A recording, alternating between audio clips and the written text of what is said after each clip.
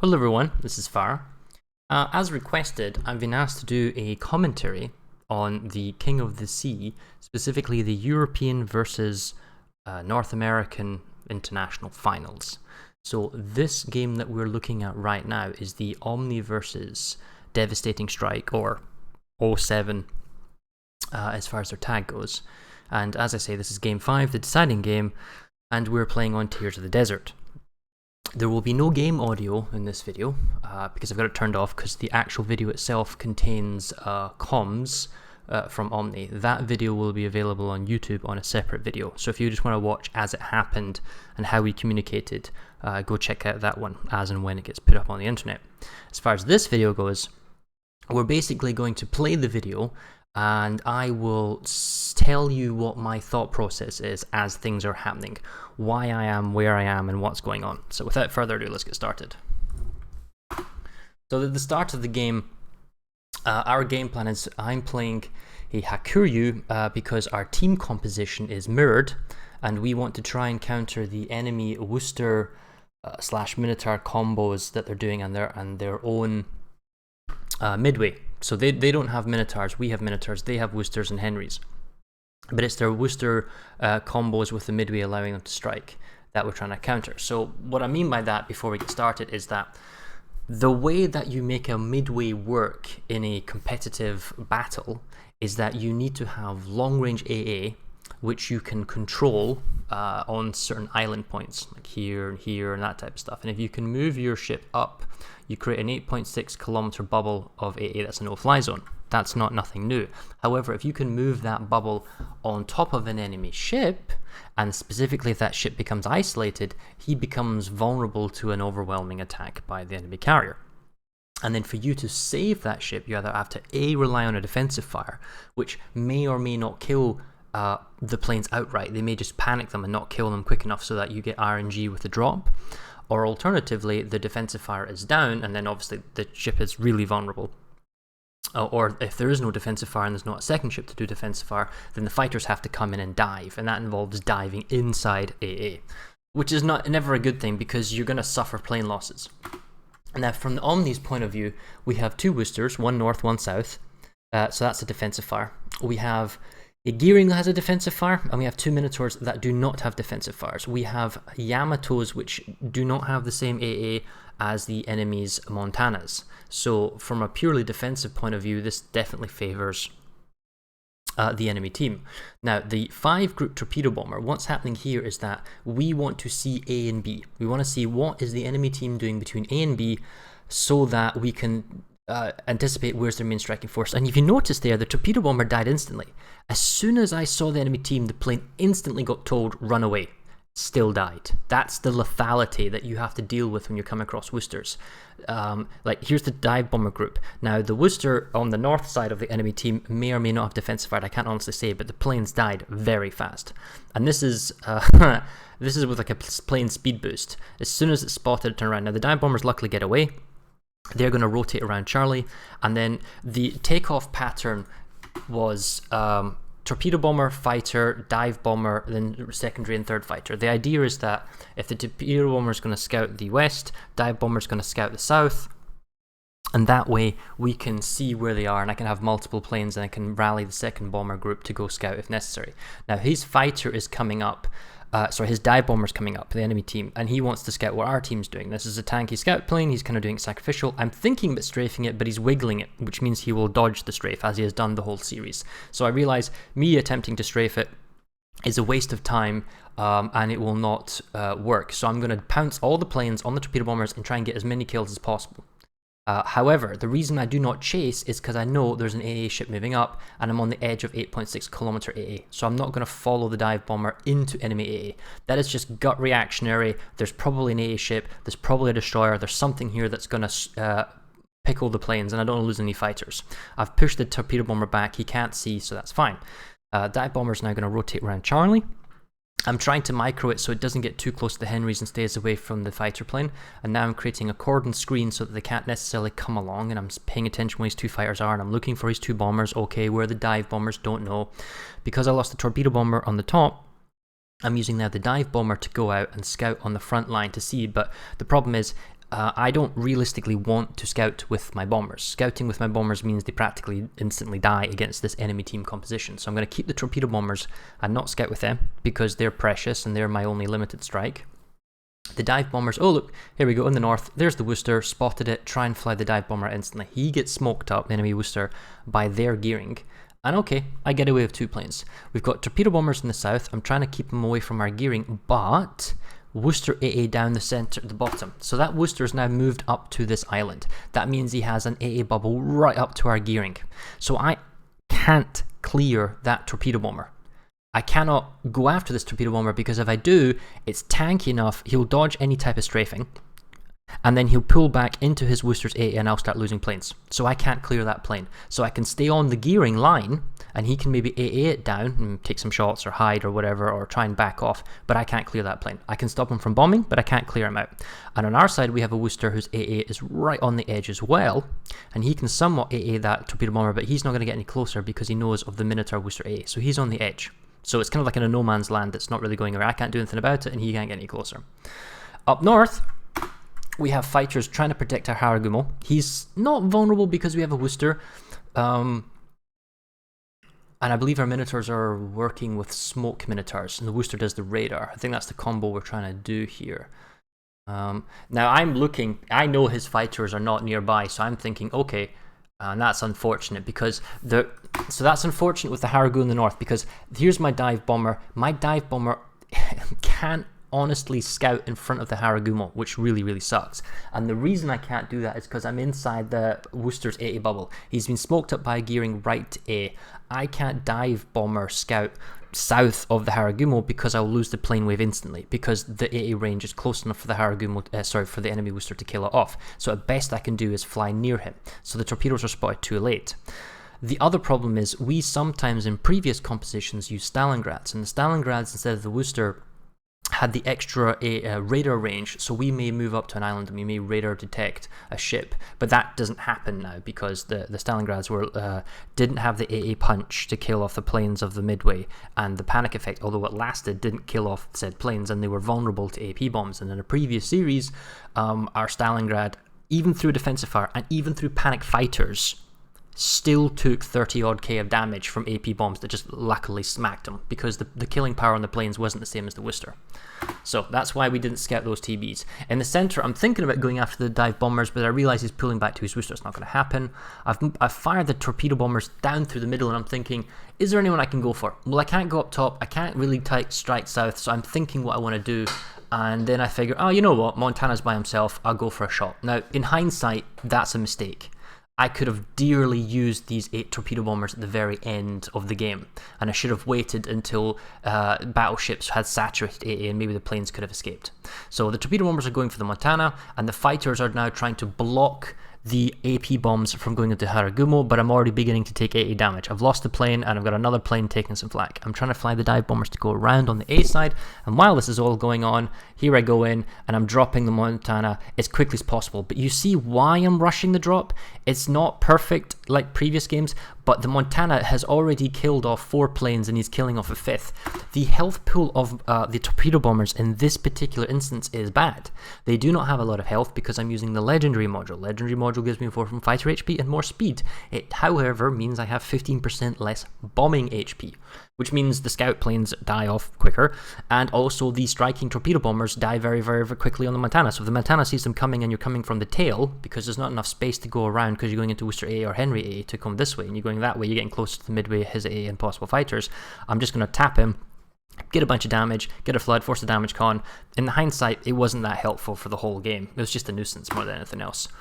So that wasn't the greatest there. But that's why I had to attack him as quickly as possible. And it wasn't like a perfect drop of 8 torps, because if I had gone around and then struck him, it would have never, none of the planes would have survived enough to drop. Okay. In terms of A in the north, what's happened is the Worcester's got an AA bubble, and a destroyer is in the cap. We don't have a radar to reach that destroyer, and I can't fly planes in on the A cap either, because the Worcester's AA will kill everything off. Now, we can't... Theoretically, we could do the same, I guess, because it's kind of, they've got an extra Hindenburg, though, so there's extra firepower against our Yamato to their Montana and our Minotaur, Worcester, and Haragumo. So they have pushed up, and they are slightly closer, and they could radar us. I don't think we could radar them. Something along those lines. But the issue is, plane-wise, I can't plane scout. That's the important thing. This comes purely down to a ship fight here. The dive bombers, I can sort of fend off, and we're relying on our Worcester and our Minotaur to keep those planes at bay. So I can just keep a picket line, but I can't get realistically any closer. And then, same over here. We still have a Worcester on the southern island, and then the fighters are sort of picket lining him. You can't get any closer than this, and that's it. Now, I may have been requested to try and spot this Worcester, so this is what this 8 group dive bomber is coming to do.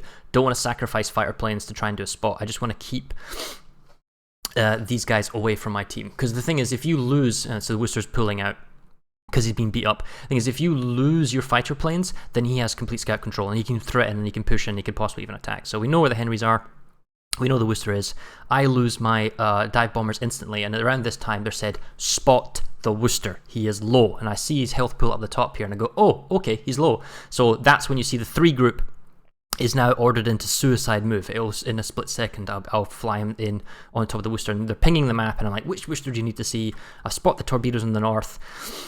I'm keeping everything kind of on loitering pattern right now, and here comes the suicide spot. I'm going to fly the planes in, and I know I'm going to lose them, and that's why I'm trying to stay at the extreme edge of the Worcester's AA, and I'm trying to dodge his fire plane because he's trying to protect it. So while this one's going over here, the 4 group's going to come along.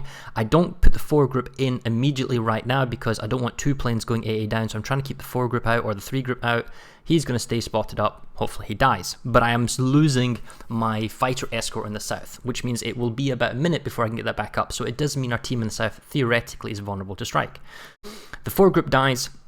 3 group is barely alive. I'm going to send the torpedo bombers down next if I have to, assuming the 3 group dies because there's so much AA here.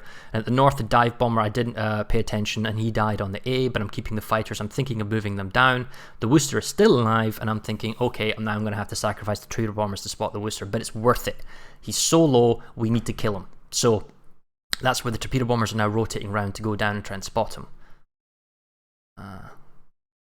And there he is. He's back up again. So I've spotted the team, and I'm now pulling the torpedo bombers back as quick as possible because the spot is enough for the team to fire on that spot. And, oh, we see a gearing. Now, the problem is I'm inside the gearing's A. He's already defensive fired. Why am I dropping this gearing? Well, the gearing has defensive fired because we see the panic effect. And I checked that by holding down Alt. If he didn't defensive fire, I would have dropped him and killed him because it was like a surprise. Oh, look, there you are. He will probably dodge all of these torps. He will probably not die to any of these torps. But what he will do with the defensive fire is he will kill these planes off. There is no point me trying to run away with these torpedo bombers because most of them will die. So I may as well try and drop the gearing to try and get some damage. So the defensive fire goes in, slightly crisscross pattern. Look, I've already lost 3 planes, lost 4 planes. Now it just needs to click on that torpedo bomber, and then I'll start losing planes as well. That's manual fire. So the reason that survived there, now he's clicked on it, and now I'm losing it. Look, 2, that's 3, and it just escapes. So I lose 7 torpedo bombers in a short period of time to a gearing. Now, admittedly, that's without the 50% bomber health increase, and it's only 2 plane waves, but it just shows you how lethal AA is. It doesn't need to be something like the Russian destroyer, the Grozhevoy. It just, any like gearing can kill the planes off instantly. So you only have a small period of time to make it kind of make it work. And I realized that the Worcester's actually survived, so I apologize. I thought we killed the Worcester at this point. We knew he's escaped and he's low, and I tried to spot him, but we ran out of planes at that time. Now, while we're going on here, I'm spotting the Henry down in the Southland Sea, and the fighters are diving in to prevent him getting close to our Haragumo. This is an important moment. I do not know where the enemy Worcester is, okay? Is he close? Is he not? I know that his bombers have forced a smoke on our Haragumo, on A, and I also know that the Haragumo does not have a defensive fire, and he's by himself. We only have 1 defensive fire in the north, and that's the Worcester. And in the south, there's 2, and they're relatively fine. So the Haragumo in the south, sorry, in the middle, needs to be protected. So enough to push the bombers away, but don't chase. If I chase, I'll go into an enemy Worcester's AA bubble, and then all the planes will just die. Because he'll pop the defensive fire, Daka, and everything just goes. And that's crap. Because he has a Hindenburg with a defensive fire as a backup, so I couldn't even strike him. Plus, I'm not even a midway anyway, so I couldn't realistically do any damage to the Worcester anyway. So that's why I've got a very strong fighter line on our Haragumo. I see the Montanas here. I don't know where the Worcester is. I'm protecting our Haragumo, but it's a standoff. The gearing is in B. and our guy is also in B. Now there's the gearing, okay, and I'm willing to sacrifice a dive bomber to spot him. He's still got payload. I'm going to do the drop. Oh, look at that. It's a bit of damage. 2k damage, 2 fires, probably forces a damage con. Try and get the dive bomber out. Unlikely to happen because it will just get AA down, but I'm going to keep a defensive fighter line here. Don't have to worry about the 2 ships in the north in terms of AA because they would know when planes turn up. And in the south, I've got the dive bomber relatively spotting the southern Henry so our guys can shoot them and then push up. So currently, it's going fine. We have 2 caps, we're catching up on points, we're equal all in ships. Health pool wise, we're doing relatively well, although our Haragumo is kind of low, but their Worcester is incredibly low as well. Our Haragumo is probably being pushed at this point due to a radar. So he has to leave, which means they are grabbing the B point. And oh, there's the Worcester there, so I apologize, probably not a radar, but he's forced out by some means. And the Worcester is now grabbing A. Now, the bombers are going for the Minotaur. Now, what's happening here? Our team is spread out, okay? Our Worcester is way up north to get gunfire on target. He is not with the Minotaur. Minotaur does not have defensive fire. He's not as powerful. Well, let me rephrase that. He doesn't have the panic effect, and that's the important thing. It doesn't matter how strong the A is, it's how much of a dispersion you can do if you can do the panic effect. And that's why the Stalingrad still technically work, because they can panic the planes, except the AP bombers, when they're panicked, don't actually have that large of a dispersion elliptical. So I see the bombers coming in. I know the Minotaur is the main threat, but there's a Worcester nearby, and the Worcester's AA is overlapping the Minotaur. Now, the Minotaur is going to focus their torpedo bombers with his AA, because the dive bombers are trolly, and they shouldn't, quote marks, shouldn't do a lot of damage. So when we see these planes, I have no other option. In this particular instance, I must dive. So if he's going to bomb with the dive bombers, I'm going to cause a panic effect. So we don't see it right now, and I'll see if we zoom back in again. The panic effect is there, and that's it. Now I'm going to back off. They've done their job. The 2 group just got annihilated. The 1 group is still barely alive, but he's pulling back, and is also getting killed off. That's Worcester AA right there. So 2 fighter waves have been made ineffectual. He has dive bombed. I think this is gunboat damage right now, rather than torpedo bomber damage. I don't know if he dropped the dive bombers. I think he's just trying to distract me, which I'm not paying attention to. He's spotting the Minotaur with the dive bombers, but he's already used the payload. The real problem now is the torpedo bombers. They are going to come in, and if the torpedo bombers don't kill him, it's probably gunfire from the Hindenburg, Worcester, Montana, whatever, trying to force them out of position. So he's in a very difficult position right now. So dive in, panic. He's focus fired these torpedo bombers down. The 3 group is focusing this guy down. He dies. Now the 2 group panics him. Now the 4 group panics him, because I have no other option. And the panic effect sticks. There's no defensive fire, but I am able to save the Minotaur from bombing attack. We panic the dive bombers, we panic the torpedo bombers, but we sacrifice 3 fighter planes for that, and an extra plane on the 4th wave. There's no other option. And you know, he's able to reverse and dodge the widespread torps and everything else. Had he gone forwards, he would have probably died. But he's still in a very, very awkward situation because he is being pushed.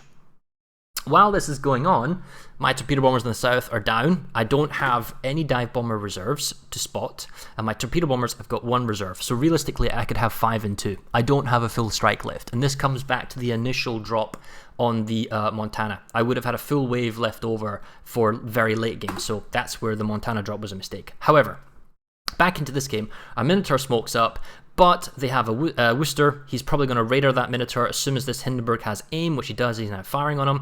While this is going on, our gearing has moved up to to Bravo. So I'm going to put a fire plane on top of him, and this fire plane right now is to prevent any form of planes attacking the gearing, which won't happen because he's just used them, and also to spot for incoming torpedoes. We need to know if incoming torpedoes are coming from the gearing to our gearing, which is why the fighter is where it is. I know where Worcester number 1 is, and I don't know where Worcester number 2 is. While this is going on, I see the gearing's torpedoes incoming, and I know that because the cap is contested, that he is inside the cap. Now, if I fly close to the smoke, planes will die. So in this instance, it's a very long range drop. The long range drop is so that the planes survive. I want to have another attack. I don't want just to have 1 attack and that's it. So a long range drop with the torpedo bombers and our gearing's torpedoes, we might get a cross drop. We might force him at the B cap, which actually he's left and we've grabbed it, and we may get a cross drop. But anyway, that's what's happened there. I'm going to pull back the 6. However, Now, I was going to pull back the 5 group, but I don't have any dive bombers left because they've all just sort of died very, very quickly. And we see that the Henry in the south is beginning to harass the capture point at Charlie. So I know that he's harassing that, so now I need to spot him. So that's what the 5 group is going to do. The 5 group is going to stay on the extreme edge and spot this Henry. This is so our Minotaur and our Worcester can punish him, force him out of the cap, and we can continue to generate points, because we're still behind on points. And we're also lost our ship. We lost our Minotaur on the top.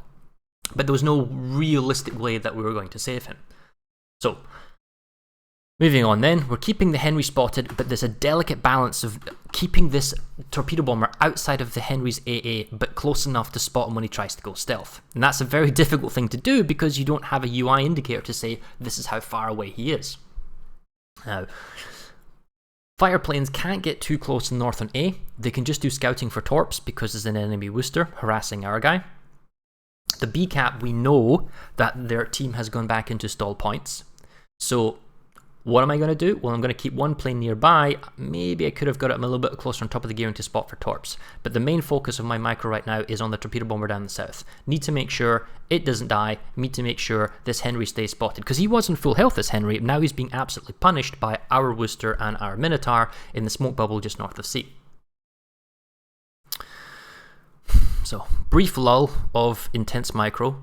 But we are like getting down on no bomber strike. I think I might have 4 torpedo bombers left in total, but I have to spot with the fighter planes I have to spot with the torpedo bomber because if I send a fighter plane down, I am opening my team up to strike.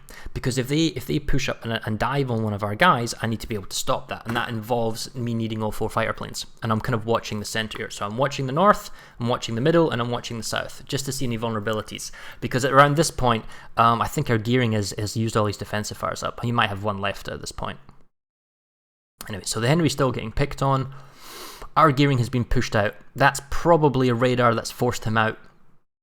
I don't know where no, this was over there, and this one, yeah, there, boom. So this is the sticky Worcester right now. The Worcester has moved into Bravo, and this is the first time we've seen him.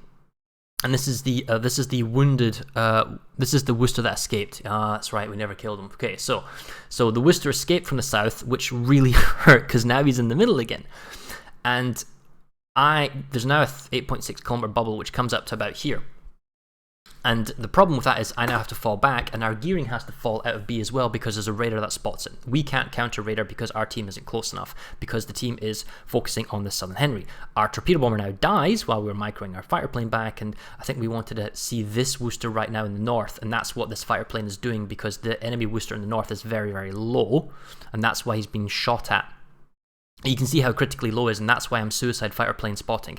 At the same time, fighter plane number 4 is going to spot the Henry, but he's got double fighter protection, and he's going around the back. So I'm like, okay, this fighter wave is sacrificed. Nothing can happen. This fighter plane can't do anything about it. I had to go and spot the Henry so that they could fire at it. He's too far away, there's double fire planes. 3 plane has moved down to do a follow-up scout if necessary. While this is going on, the 1 group was ordered to spot this Worcester and to suicide spot him. Okay, so that's what he's done. That leaves me the 2 group on north and the 3 group out of position. I've just seen his bombers. Who's he going to go for? Our Yamato. Does our Yamato have the same AA as their Montana? No. Does we have any gearing nearby for defensive fire? No. Is the Worcester nearby? No.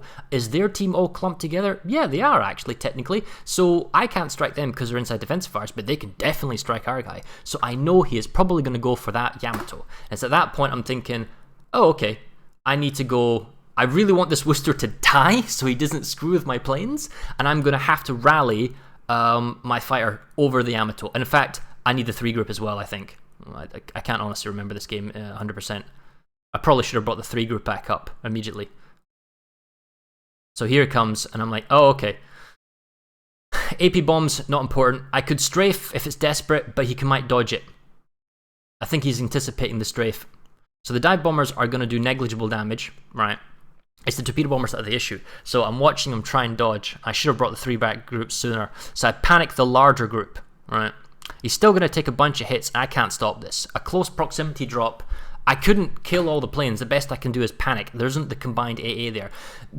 If you are anticipating an incoming strafe, you can dodge to the left to the right. Your fighter plane is then in a strafe, locked for about 2 seconds, which allows your bombers then to get a perfect drop in. So you gamble. Do I try and kill all the planes, or do I panic the planes? You can't necessarily do both. So that's why our Yamato takes hits. And the reason there wasn't the two fighter groups, the number 1 group, is because we were suicide spotting this Worcester so that it dies. And the 3 group was pulled down because the 4 group had to go down and spot the Henry. This is what the 6 group wasn't going to do soon, because we know that Henry's down here, but we're no longer caring about him because he's too far away. So Yamato takes a hit. He forces a turn in. 3 group is watching now for the south on the B, and the 2 group is protecting our Yamato, staying outside of any kind of Montana A and any Worcester.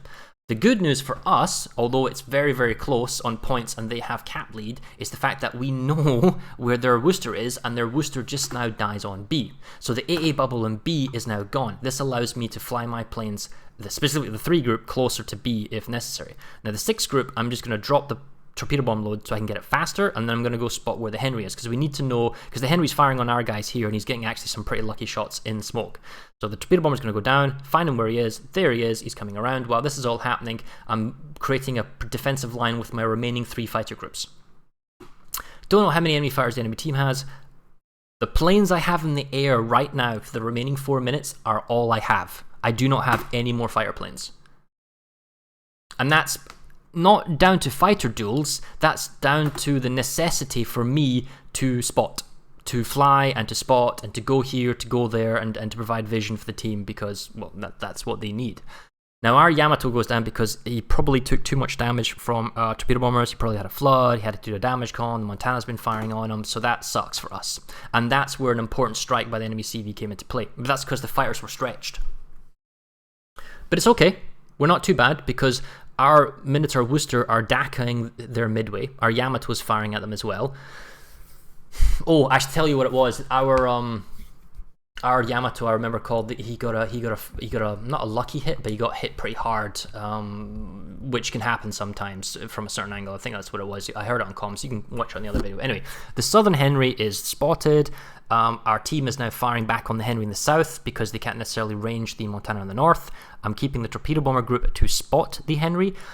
At this point, I would have loved to have a full set of torpedo bombers because the Worcesters are dead. I could have gone after that Montana in the center. I could have dropped him, triggered some flooding, something along those lines. But I don't have it. So the best I can do is spot the Henry in the south and keep the 3 fighters in the center, trying to protect our team. We are behind on points, which means we need to cap A. That means that Haragumo by himself has to go in A. He is vulnerable because he does not have defensive fire, and the Worcester cannot get that close because of the Montana that's currently next to A as well, even though he's been DACA'd. He can't get any closer to the Haragumo to give him defensive fire support. I mean, it would be perfect if he was over here, but he's not. So I know this Haragumo is vulnerable. And then the Montana goes down. Great. So what's happening right now? Well, down here, we've got a Worcester and a Gearing. There may or may not have multiple defensive fires, but these guys are pretty solid when it comes to air defense. We have an isolated Yamato, so you'll notice that my ship is on full speed because I'm coming closer to the Yamato so I can give him a defensive fire protection for my own ship. While this is going on, I keep the 3 group on the south just so they can spot torpedoes and spot anything outside the smoke, and the 1-2 group right now is flying around to the northern Haragumo. This is so he does not get spotted, because there's a Hindenburg, Henry, and Montana all on the south side of A who wants nothing more than to spot RDD, because they know he's in the cap. They see the cap flipping. So I'm trying to prevent scouts. Great. So he's backed off. We've got the A cap. The fighter's in position. I see there's some dive bombers. I don't know where the torpedo bombers are, but this is me now protecting the Haragumo because I have to. I have no other option. The 3 group now has to go down south because I wasn't paying attention at this particular moment because I was focusing on the north. I'm pushing the fighter in the south as quickly as I possibly can because I want to kill it off before he flies back to his own planes. He's doing a suicide strafe, exiting to the Haragumo to try and spot it. 3 group now has to leave the middle so that I can spot the Henry. And here is the critical point of the whole game. I have 2 fighters north protecting the Haragumo. There is a Henry and a Montana between my fighters and our Gearing. Our Gearing has pushed north into Bravo to stall the cap points. Does he need to push? Maybe. Honestly, on the points we have, probably not. The 3 group is spotting the Henry, and I immediately see the bombers, and I start pulling the fighters back. At this point, I am told, keep the Henry spotted. And I'm actually told, leave the Gearing. See how I'm losing fighters now because I'm trying to cut the corner and trying to get in? These are the only fire planes I have. I have no other ones left. I am told, leave the Gearing, spot the Henry, because they figure gearing's dead, nothing I can do. I cannot get the fighters back in time. There's just not enough time. There's a Montana with his 7.2 kilometer AA, there's a Henry with his AA blocking the fighter planes getting from Haraguma 1 to the gearing.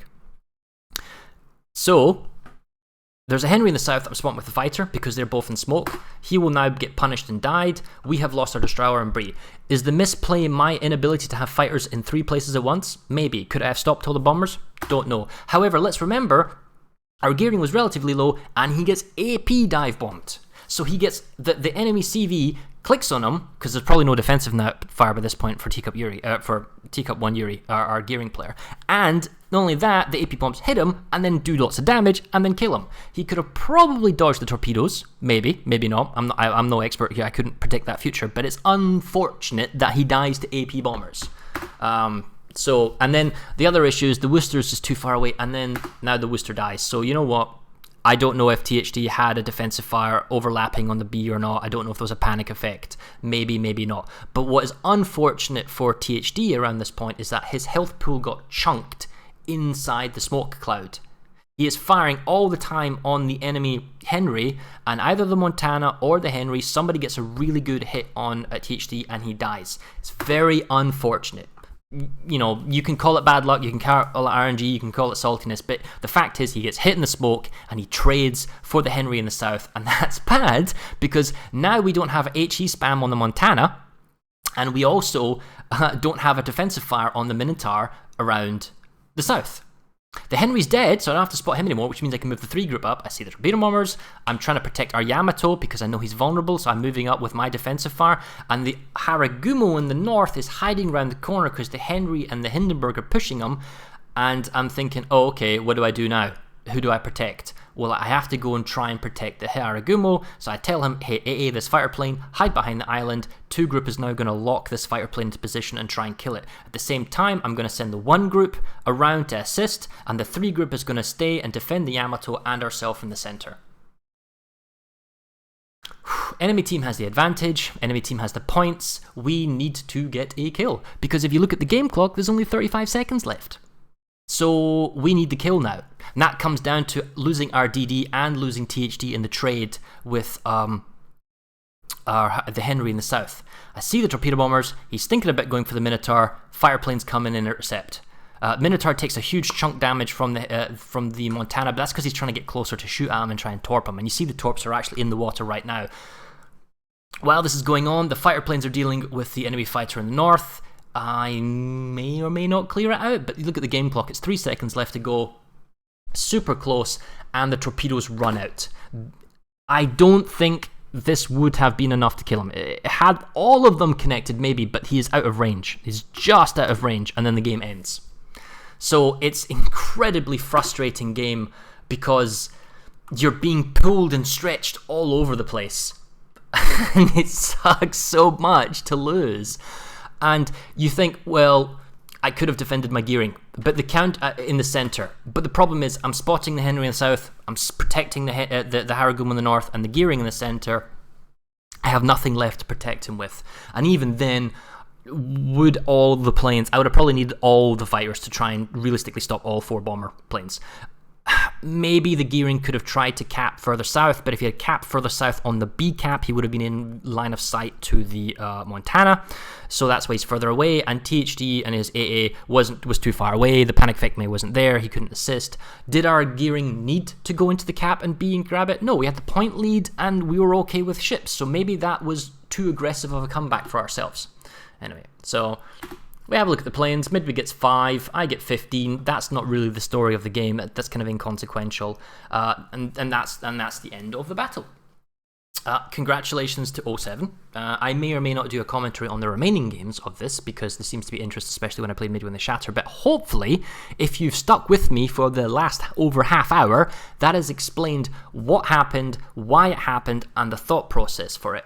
I know it's very difficult for members of the public to follow the thought process of a highly competitive team and then also carrier gameplay because it's not clear when you're watching a caster who doesn't know necessarily what's going on. But anyway, here we are, and now we know. That ends this video, and until next time, we'll see you then. Goodbye.